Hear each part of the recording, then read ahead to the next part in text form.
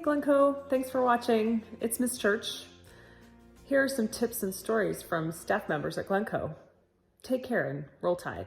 Hey Glencoe, it's Mr. Stevens. Just want to say how you all doing. I miss seeing you guys so much. I signed up to be a teacher because I wanted to have the opportunity to be in a classroom and be with some amazing kids growing up, and we have been robbed of that as of late.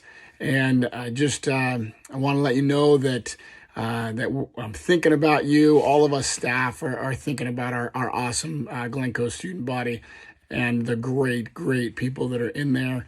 I say hang in there. This is a crazy time, and there's a lot of really tough times and struggles that a lot of us are going through right now. Some of us, it's just anxiety to get back out there. Some of us, it's dark and it's a really hard time because you're by yourself. We're together. We can make it. And I think that there is a light at the end of the tunnel.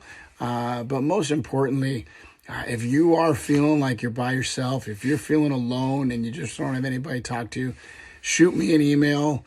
Shoot all of our staff an email. I think there's just a ton of us that would love to be there for you, to have the opportunity just to touch base with you. Again, miss you guys like crazy. I wish we were back in the building right now so I could just high five you, give you a big smile and a big hello.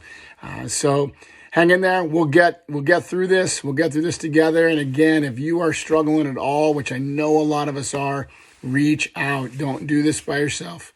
Reach out to one of us. Shoot me an email, Stephen T at HST, and let's chat. I'd love it.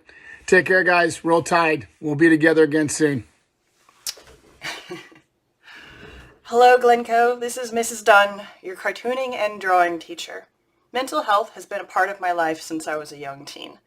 At 15, I was diagnosed with severe chronic depression. At 18, I was diagnosed with severe anxiety disorder. At 25, I was finally properly diagnosed with bipolar type 1.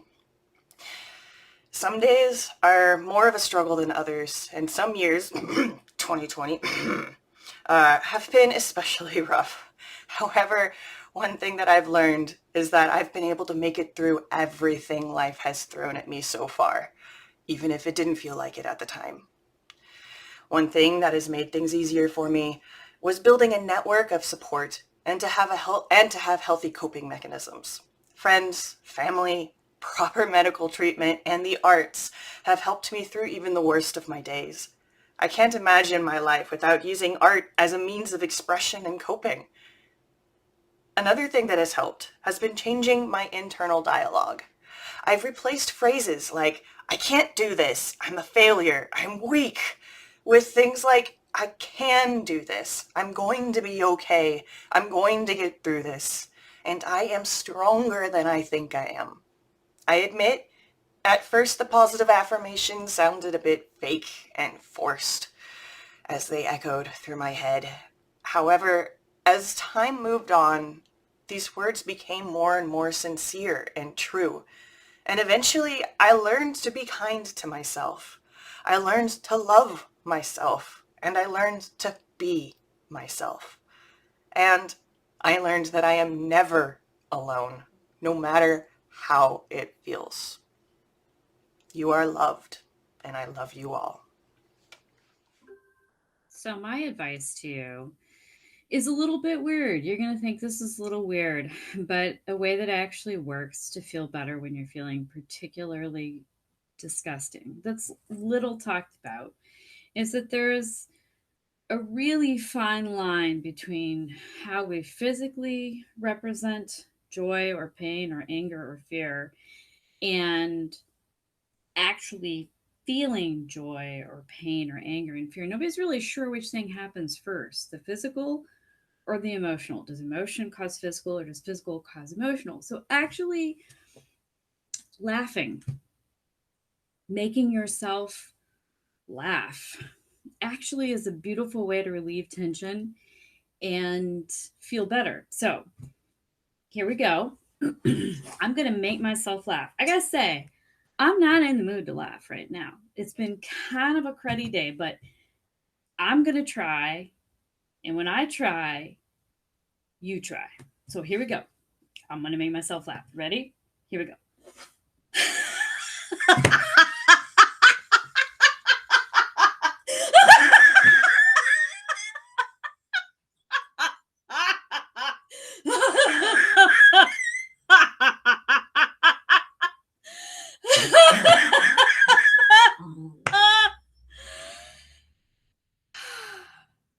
I actually feel great now. Maybe you do too. So, there you go. A little mental health tip that may seem ridiculous, but I'm telling you, replay this video all you want. If that made you laugh for a couple minutes, do it again. Mr. Johnson here talking on mental health. And I appreciate the student leadership to bring this to the forefront.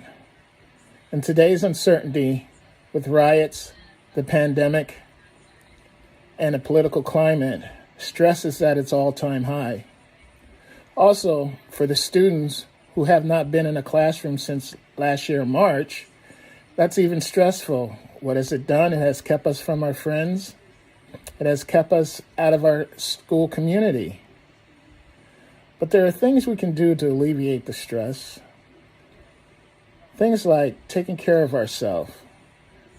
Are you eating? Are you sleeping? Are you doing activities that keep your mind occupied? Are you tuning out from social media or the television? Are you taking time for yourself? Part of mental health is taking care of yourself. If you're not taking care of yourself, you will fall into the trap of depression. So I would like to say in this short video, take care of yourself. These things will pass, and hopefully we will enter into a new normal.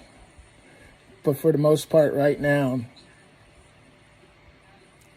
it's going to get better. I can't say when, but I know it will. These are unprecedented times that we have never experienced before. So be sure to connect with your friends and family through texting, or better yet, pick up the phone and call someone. Outside of that, make sure you're eating properly, getting your proper rest, and keep telling yourself it will get better. Hey, Glencoe students, Mrs. Reddy here. A struggle that I have faced with my mental health in the past, and currently, really, I think it's ongoing, is a struggle with perfectionism and fear of failure. It really came about in college, and it was hard for me to take risks because I just wanted the outcome to always be perfect. And I was afraid to attempt things if I didn't feel like I could get a perfect result. And so I started seeing a counselor, and something that they taught me to do, which has been a valuable strategy, is to visualize when I'm thinking of a task that I'm fearful of, to imagine the worst case scenario. What if I don't do it perfectly? What if I am not perfect at it? What is the worst thing that could happen? And am I okay with whatever that is? And in doing that exercise, I found that I was usually okay with it. Whatever that result was, it was something that I could live with. And it really helped ease my anxiety and my fear. And I was starting to take new risks that I probably otherwise wouldn't have if I had not kind of mentally started going through that exercise for myself. So I still use it now when I'm struggling with attempting something that I feel like might be too difficult for me, or I may, fail at. And usually, whatever the worst case scenario is, I'm okay with it. It's okay. So it really helped me. I hope that that's helpful to some of you, and just I hope everyone is well.